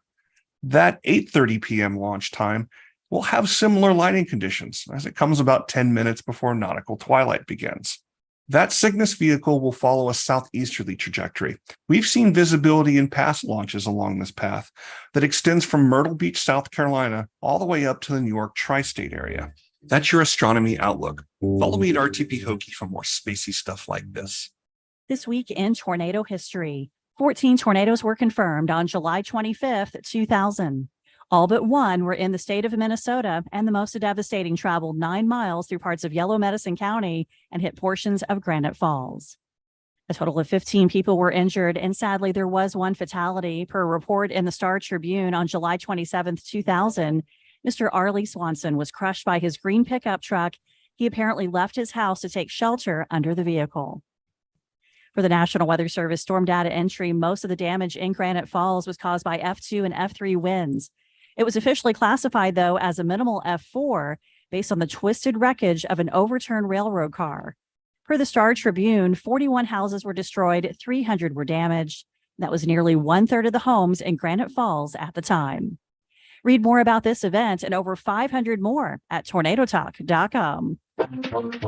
When the weather ball is red, warmer weather is ahead. When the weather ball is white, colder weather is in sight. When the weather ball is green, no change in the weather is foreseen. When colors blink, by night or day, precipitation's on the way. We are doing this show on the 24th of July. We'll do a weather roundup across the great fruited plain. And I guess quickly on the tropics, we've got Invest 95L, which is really having a hard time. It's just not going to happen because of dry air and subsidence. And also the Hurricane Center with another X on the board. This one's east of the Bahamas, and it's probably going to have the same challenging time here. But at some point, the tropics will probably break loose, but it's fairly quiet now. Let's go up to Jen. Jen, you're going to be on a roller coaster ride, huh? That's right. Yeah. And it's been very active with the storms. In fact, we are now under a flood advisory here because of about 1.5 inches of rain. And some areas to the west of me have picked up anywhere from about 2 to 3. So it's been very active right now. And then I was in the basement, what was that, Thursday night, because we had a tornado. Yeah. Just describe your whole experience there. So you were in your safe place. Well, how'd it go? My safe place. It went fine. I was watching things to the west again, and there was pretty good rotation. The Dayton radar picked it up a little bit better, and we're very far away from the Wilmington office radar, so it's hard to see up there. And but anyway, they issued a tornado warning, and so I tried to call my mom, and she's in a barn taking care of her horses. She has no cell phone service, so I just sent her a text and I said, "Wherever you are, stay put." And so I finally heard from her about 20 minutes later. She said, "Well, I watched it come through, and they had small hail, but of course with her roof, metal roof, it sounded like baseball size hail to her." And I scooped up this little thing, little CC, and we went downstairs, and I took a little self-play selfie for you guys, or safe play selfie for you. And it was fine. Some pretty good rain. We had a few trees down, but I don't think we had any tornadoes reported that I'm aware of. So that was good. But yeah, it's just been really up and down, very busy here in the Ohio Valley, where I think we're going to continue to see it at least a little bit this week, with some hot weather and then these little, nighttime, late evening, nighttime stuff coming through. Let's shift it to the west. James ate a lot. You say you're going to be triple-digit levels for a while? Absolutely. And there we go again. The weather red. ball is definitely red for us. Yeah, it's we do a 10-day forecast, use a lot of national blend type stuff on those outer days of that. And pretty much going with a range between 98 and 101 for the next 10 days. And I don't know, I'm kind of with Troy. There's no real sign that this ridge is going to let go anytime soon. So yay us. It's typically the hottest 2 weeks of the summer. If you look at the 30-year averages with our average high of 95, and we're going to overperform on that just a little bit. At least we're not setting records. Yep. Troy, maybe by November, huh? It'll be over. Don't do that. I'm hoping that we can get into September and we'll begin to dislodge this. But, it makes me wonder as well with all the talk. Here we are. We're heading into, well, we're not quite there yet. We're a few weeks away, but even the tropical season. We're going to hold up to all these projections that we had going into this hurricane season. It's going to be interesting to see because if nothing else, the Atlantic basin is just hostile. I mean, there's so much in the way of drier air and also a lot of Saharan dust. So it's going to be real interesting to see records. I'm sick of them here. Our in-city ASOS site, long-term climate site, up to 105 at Camp Mabry today in Austin. That tied the record. I forget what the year was. And I think Austin Bergstrom International Airport, out the airport location, they were about 101. And just like James said, there in Tulsa, I'm just looking at the guidance sheet that I've got drawn up here. I've got 100 to 103, heat index of 103 to 104 up to 108, all the way for the next 7 days. I mean, there's not any big fluctuation at all in the forecast. It's very much a persistence forecast. College football starts next month. October's coming. It's coming. It will get here. Well, so let's that's keep what, going that's out what west. worries me. We're going to be playing football down here. It's 105 degrees, you know, and you know, the heat index of what it is and the wet ball globe temperature as high as it is with those daytime games, you know, the 2 o'clock or 11 o'clock, 2 o'clock kicks. I'm hoping something will turn, and you got to think it will. This kind of pattern, it's sometimes fun to watch it when it finally breaks. Mother Nature has a way of putting on a show. We'll see. And I will always get the emails come September 8th, 9th, 10th from people. Hey, when I was a kid, it turned cold on Labor Day, and it stayed cold all the way through May or something like that. And goodness, you know, when I was in high school, I was in the band. And we wore these, you know, wool band uniforms, and we'd be out there on Friday nights in September and October, just sweating and people passing out from the heat. I mean, goodness. So where we are down here at this latitude, it just doesn't work that. It doesn't turn cold on Labor Day. Just put it that way.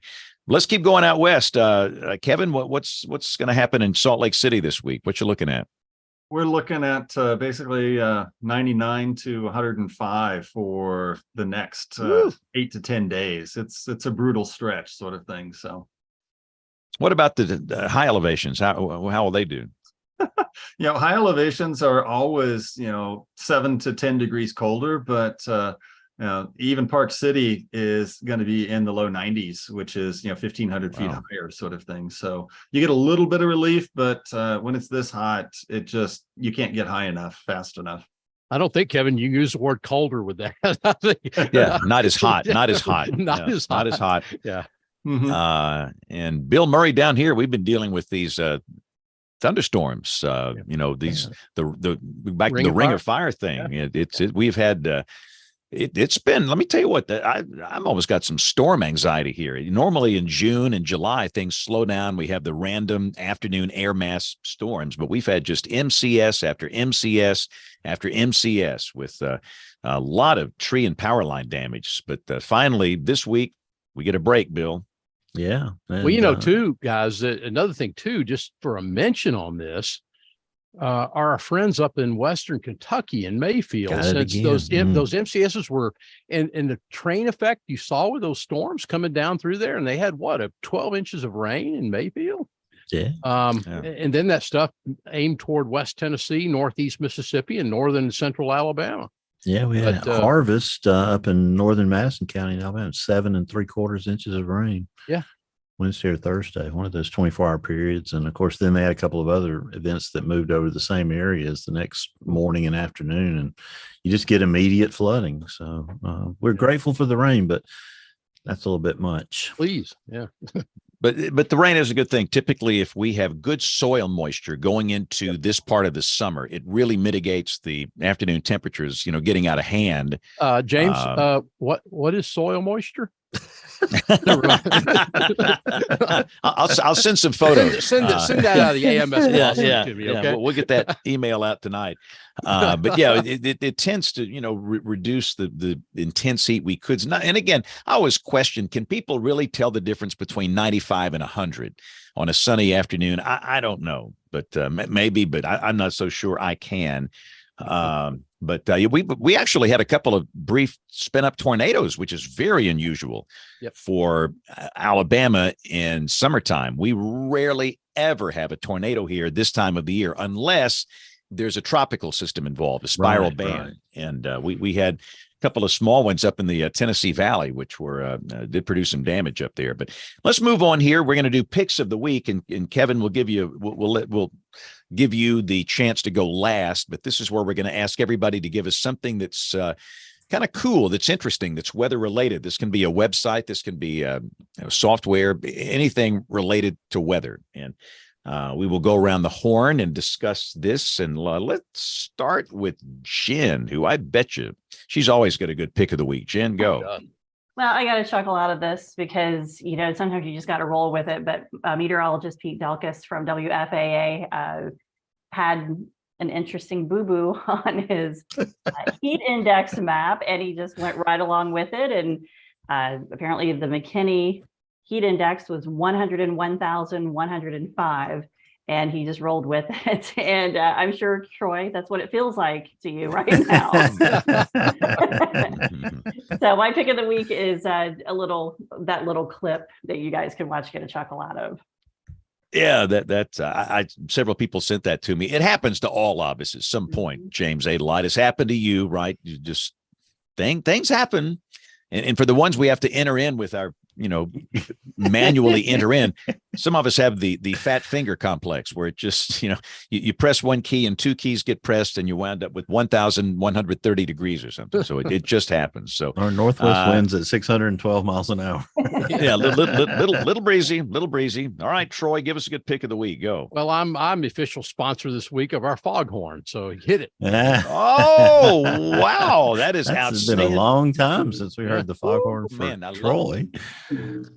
The melodious tones of the foghorn here. All right, so let's go over to James Adelot, who is getting ready for the 9 o'clock news. Well, mine, kind of going with the theme of the show, is a lake in the Oklahoma Panhandle, or was planned to be a lake in the Oklahoma Panhandle called Optima Lake. And this was part of the New Deal, and it was a flood control reservoir plan.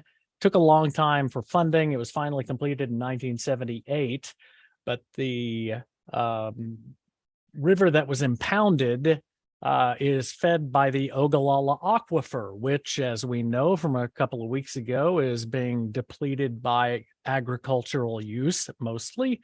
And the stream flow dropped so dramatically that the lake never filled. The Corps of Engineers has abandoned the project and has even put a fence up over the road that they built across the top of the dam. So there's this big empty dam sitting in Texas County in the Oklahoma Panhandle, but it just fits in really well with shrinking lakes. So thought it was perfect. I've never been there.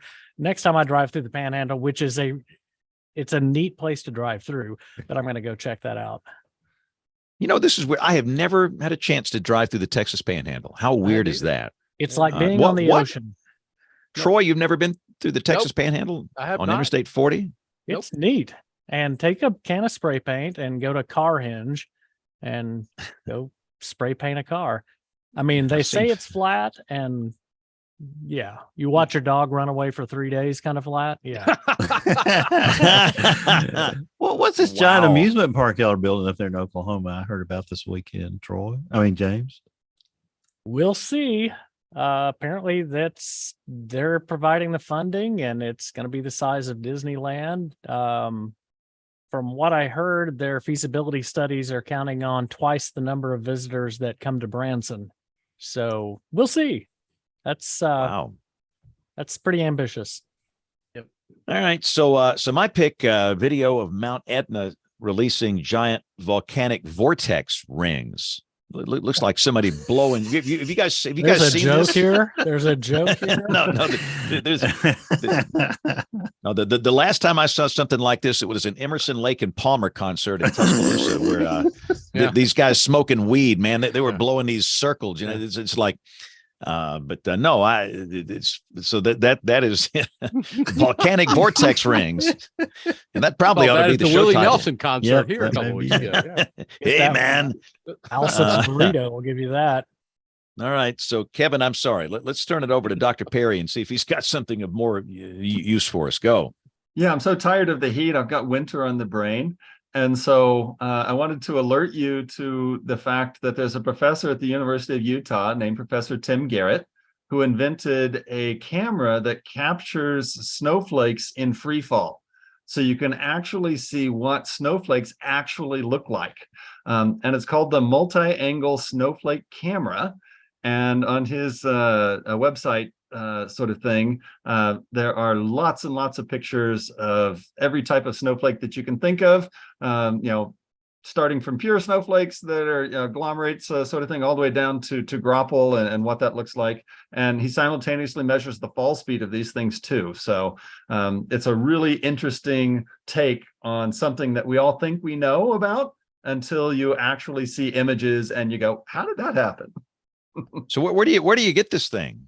I'll put it up in the chat here in just a second. I got to drop a link in there, and we'll put the links to all the picks up on weatherbrains.com. All right, so let's go to Bill Murray. Bill, what's your pick of the week? I'd like to hear the foghorn, James, because I was spending all my time over here in the guest booking office the last few days. We've been gathering up guests. Keep it going. Tabitha Bartow joins us this coming Thursday night for the special show. We talked about having a show on the 31st, but James, there's no show on the 31st, so we'll have to push that back a little bit. We're talking to the folks from the SPC. Going to talk heat bursts on August the 7th with Karen Hatfield. That's going to be fun. Andrew Markowitz is going to join us on the 14th. Dr. Sally Potter joining us from New Zealand on the 21st. And James up there from the territory, you're going to be going. North Sound meteorologist Henry Buhner is going to join us on the 28th. So we got a lot of great shows coming up. Of course, we're going to be live from the National Weather Association in Kansas City on the 11th. And we've been asked to be a part of the RON, the Research to Operations Nexus again. So anybody else going to NWA this time? James, you'll be there. Yep. Is there any good barbecue there? Anybody know? I hear there is, but we'll have to go on a barbecue tour, James A. But that's just some of the guests, James, that are coming up on WeatherBrains. Thanks to Dr. Kevin Perry for joining us tonight. Really fun educational show. And he was wondering why we call it WeatherBrains. It's because of smart people like you. So Kevin, if anybody wants to, is there a website? Plug whatever you want to plug here for the University of Utah, personal social media accounts, anything you need to plug, go. Yeah. So if you want to learn more about dust emissions and impact that has on ecosystems, I'm part of a National Science Foundation project. We refer to it as Dust Squared. So DUST, with this little squared sort of thing. It's dust across an urban summit transect. We've got a Twitter account, we got a Mastodon account, and we have a website, all of that sort of thing. And you can learn more about how we track dust from its initial location through transport and ultimately to how it impacts both mountain systems and impacts our snow, because when you put dust on snow, it dramatically changes the albedo and the reflectivity. And there's a professor who's part of the project, Dr. Mackenzie Skiles at the University of Utah, who has shown that when the dust deposits on the snow, it increases the melt rate and ends up melting the snow 2 to 3 weeks faster than when you just have pure snow. When that has implications, if we do this wonderful job of collecting our snow during the wintertime and only to put dust on it and make it melt faster, it's still not available like what we'd think. So there's lots of different ways that you can have interactions sort of thing. So that's my plug. That's great. And it's been a great show. So thanks a lot for taking the time. But yeah, I guess everybody here saw that the tweeter is the Xter now, right? I mean, what are we going to call it? The Twixter, the Xter. What? And I guess he just had the domain name x.com, and he wanted to do something. Wanted to do something with it. Microsoft holds the copyright to X for something. So this is going to get billable hours shall ensue, and this is going to be fantastic. Oh well, I cannot tell a lie. So some of these, Twitters or Xters, whatever this thing is, it started a monetization program, and I saw some of these clowns with numbers much smaller than my numbers. They were making like $5,000. So I decided I would pay 1 month of the $8 blue check fee. It's a gamble to see if I can make more than $8 in the monetization program.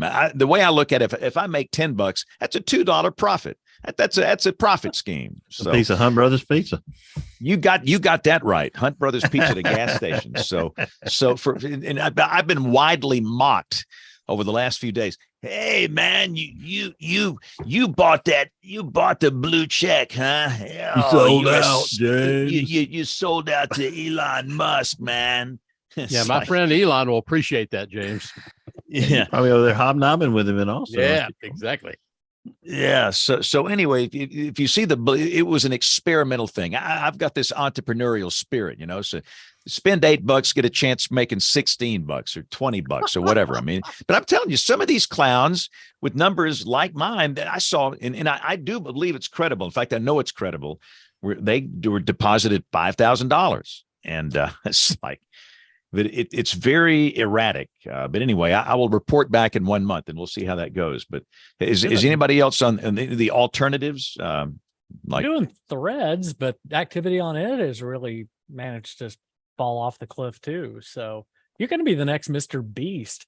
You monetize. I was going to say, Dr. Perry threw out some Mastodon there, James. Yeah, I don't know if you saw that reference come by. Yeah, no, that's good. I've been on Mastodon since 2016. I think I was on Mastodon before people knew what it was. I'm an early adopter. I jump on these things, and I love Mastodon. Except the problem with Mastodon, and I don't want this to be social media brains because we got to go. But it just seems to me that the way that works, it's the Fediverse, and you have an instance, and you have an account with an instance, and I've got a couple of them, but I guess my main one is with the main, mastodon.social.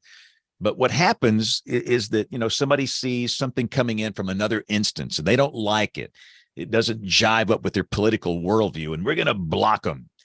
And so these things become these echo chambers. They're right wing and they're left wing echo chambers, these instances. And it's my job to reach everybody. So you got to sign up for a left wing instance and a right wing instance. And I ain't got time for that. I mean, I just don't have time for that. So, and I've signed up for anybody else on Blue Sky yet? And James, what's your opinion of Blue Sky real quick? I haven't managed to get into any kind of routine with it, so still kind of that poking around and experimenting place. So yeah, I got like 2 posts up on the platform, but just looking at it, and again, maybe it's just me, but it looks like a left wing version of Parler. I got on Parler, and there's a bunch of right wingers. It was all these right wingers, and you get on Blue Sky, and it's all these left wingers, and it's like, guys, I'm going back to MySpace. Yeah, exactly. That's it. And that's the show title. So we do have to go. For those that are new here, WeatherBrains is typically on the air Monday nights at 8 o'clock Eastern, 7 o'clock Central. And you can watch live, youtube.com/WeatherBrains, our YouTube channel. But we know that most of you listen. About 75% of you. So however you consume the show, thank you. And don't forget, we have a Thursday night special this week. We'll be on Thursday night. That will be next week's show. We'll be taking a few days off next week. So hopefully you'll join us Thursday. But listen, we are going to do an email segment on Thursday with Jen. So the email address, it is email@weatherbrains.com. Any questions, comments, or concerns, let us hear from you.